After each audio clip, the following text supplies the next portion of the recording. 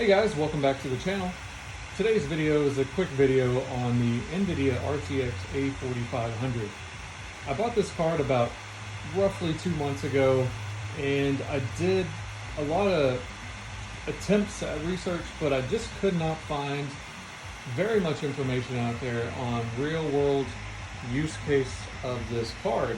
So I sort of bought the card blindly because I knew generally what an A4000 could do, and I knew what an A5000 could do in the mining realm. And so I figured if it was somewhere in the middle, that might be a fun card to play around with. And supposedly this is very much the guts of the A4000 with the cooler of the A5000, which is, from what I hear, worlds better than the A4000 cooler. And from what I can tell, the cooler is actually really good on it. And it may be loud, I don't know if you can hear it, the whooshing. I've got it at 100% fan speed, but even with 100%, I've heard louder graphics cards, particularly a 3090 gigabyte blower, and that thing sounds like a jet engine, or 3090 Ti Founders Edition. Sounds like an engine taking off, but this just has a nice like whooshing sound, like a fan or something.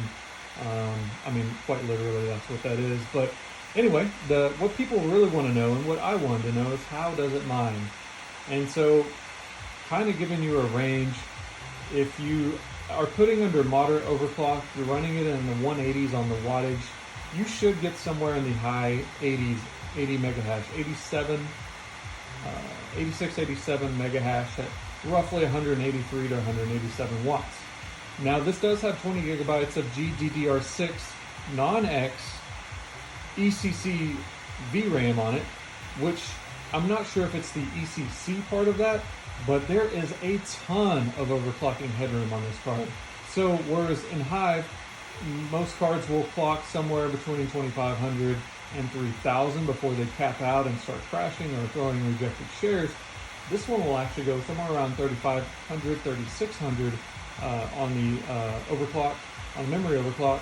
And if you up the locked core clock to, I want to say 1400, 13 or 1400, it will push the maximum wattage for this card, which is 199 watts. And that's why you get to use a single 8-pin, which is still curious because sometimes, you know, even, I guess since it's capped and it won't go over 199 watts, it's still curious that they didn't do a second 8-pin, but I'm not complaining. That was one of the draws of this card, was a single 8-pin. If you know, with mining or workstation cards, the plugs become an issue as far as having the number of cables you need and everything. Not that I would daisy chain two of these on one cable, but just for the fact that the tidiness of the cabling is nice.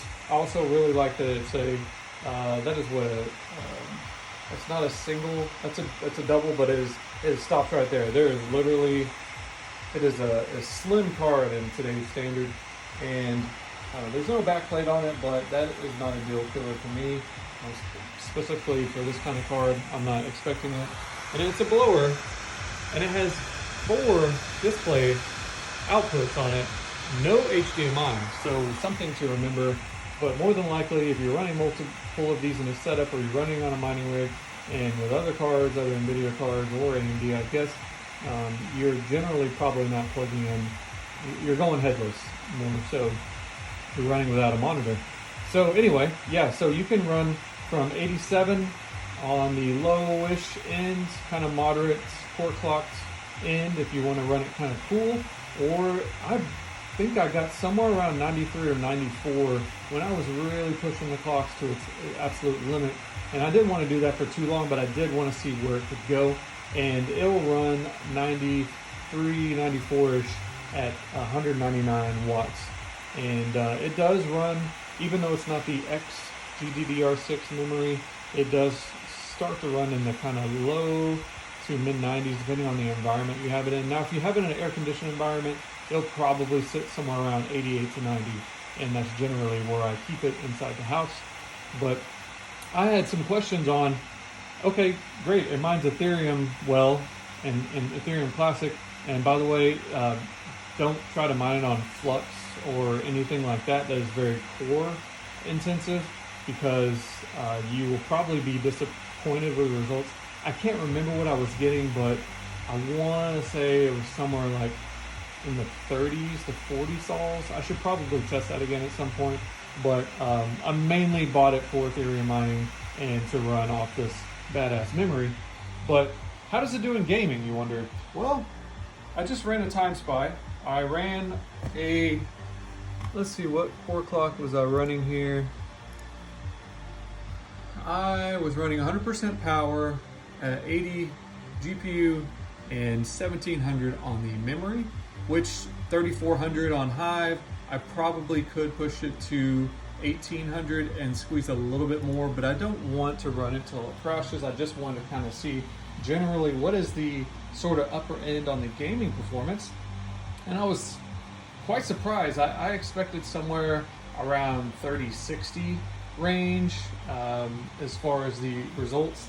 And so as you see, it's 13790 on the graphics score, and I ran it with my 9900 KS on my test bench. But so to give you a basis of comparison, a stock well-binned 3060 Ti, I have a EVGA for the Win 3 that was running at 11990 on a stock clock, and that was running in that fantastic range of the little meter. I mean, it was basically, you know, 90% of the way to the right. So let's say 12,000 on the graphics score for a 3060 Ti, or a 3070 runs in the 14 to 14.5 range, depending on how you're clocking it and the bin of the chip and all that.